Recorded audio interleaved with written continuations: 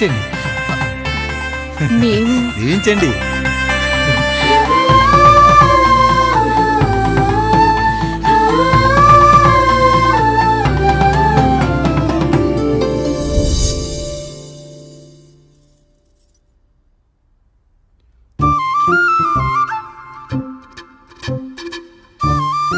తింటారా?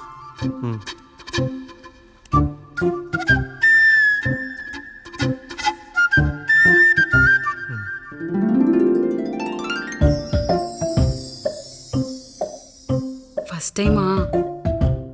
అవును, మీకెలా తెలిసిపోయిందండి? అంటే మా బామ్మ చెప్పింది. శోభనం గదిలో అనుభవం ఉన్న మగాడైతే మామిడిపండు పిసుక్కొని తింటాడు, అదే లేనివాడైతే మీలా ఇలా అరటిపండు ఓపిగ్గా ఒలుచుకొని తింటాడు అని.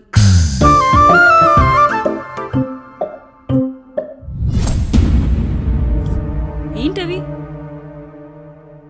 అవేంటో తెలీదా? ఫ్రెండ్స్కి పెళ్ళని చెప్తే హ్యాపీ బర్త్డే అనుకొని బెలూన్స్ ఇచ్చారు, ఫీల్ అవుతారు కదా అని 4 అక్కడ కట్టాను.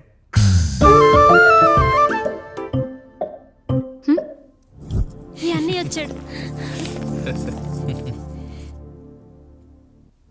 పిల్లల గదిలోకి వెళ్ళారా? వెళ్ళారండి. మీరెంత ఏంటి ఇంత రాత్రి అయినా ఇంకా పడుకోలేదా? మీరు లేనిది ఎప్పుడైనా పడుకున్నామా అన్నయ్య? అందరం కలిసే కదా పడుకునేది మావయ్య. సరే సరే, అందరం పెద్దోడి గదిలో పడుకుందాం. ఈ రోజు వాడి శోభనం కదా, అసలే కొత్త. పక్కనుంటే ధైర్యంగా ఉంటుంది. పక్క నుండి దగ్గరుండి జరిపిద్దాం. పదండి.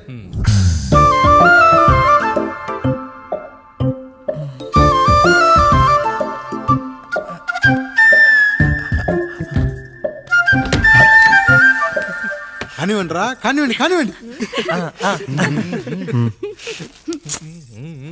మీరేంటి మావయ్య ఇక్కడ పడుకుంటున్నారు? అదేంటమ్మా పెద్దోడా, చెప్పలేదా? మేమంతా కలిసే పడుకుంటామమ్మా. నువ్వు మాతో పాటే. అవును భార్గవి. మీరు ఊరుకోండి. మీరు ఇక్కడ పడుకోవడం నాకు ఇష్టం లేదు మావయ్య.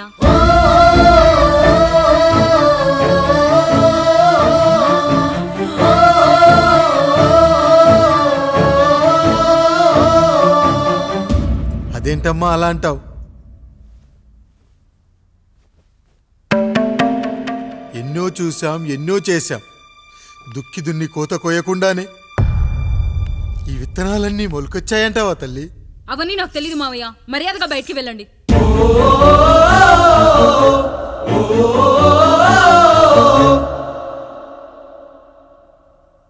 కనీసం ఆ మూలనైనా పడుకుంటామమ్మా. నువ్వైనా చెప్పరా పెద్దోడా? అంటే తను ఇబ్బంది పడుతుంది కదా నాన్న.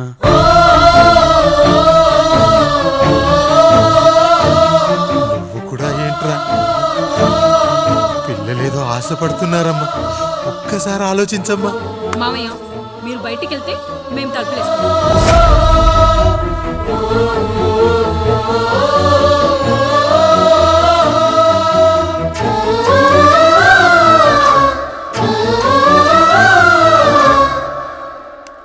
వేసుకోండి అమ్మా, వేసుకోండి. తలుపులు వేసుకోండి.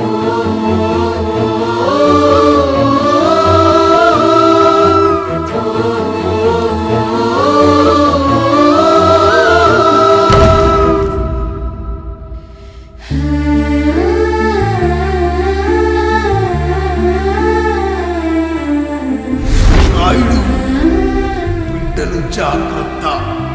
ఈ రోజు నుంచి వీళ్ళంతా నీ తమ్ముళ్ళు చెల్లెళ్ళు కాదు, నీ బిడ్డలు.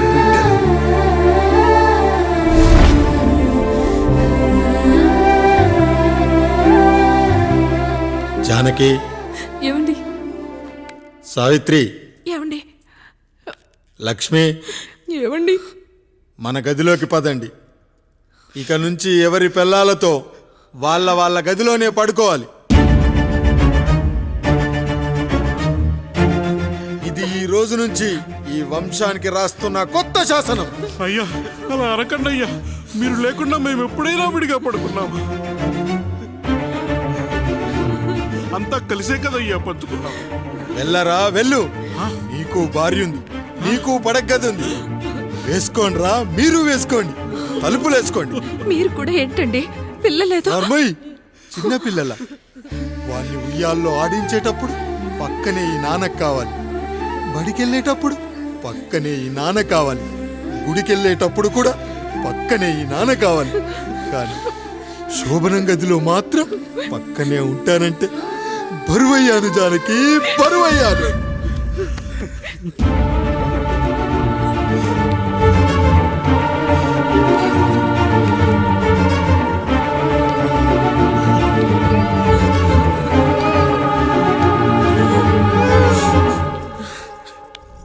ఏంటండి ఇంకా అదే ఆలోచిస్తున్నారా? ఎలా మర్చిపోగలను లక్ష్మి? జరిగింది ఏదో జరిగిపోయింది, మీరు బాధపడకండి. ఎంత మాట అన్నాడో చూసావా? నా భార్య ఇబ్బంది పడుతుంది, బయటికెళ్ళండి నాన్న అన్నాడు. వాణ్ణి ఎలా పెంచాను? చదువుకుంటే పై చదువులకు వాడు వేరే ఊరు వెళ్లాల్సి వస్తుందని చదివే మాన్పించేశాను. జ్వరం వస్తే ఆ మాత్రలు చేదుగా ఉంటాయని నేనే మింగాను. నోరు తెరిచి అమ్మ కావాలన్నప్పుడల్లా ఎంతమంది అమ్మల్నిచ్చాను. నాన్న అన్న ప్రతిసారి నాన్నల్ని ఇవ్వలేకపోయానని వాడికి నా మీద కోపమో ఏమో జానకి. నిజమేనండి, మనమంతా ఇలా లేమే. మన కుటుంబానికి దిష్టి తగిలింది. మా నాన్న మరణంతో ఆస్తిపోయి తమ్ముళ్ళతో నడి రోడ్డున పడ్డప్పుడు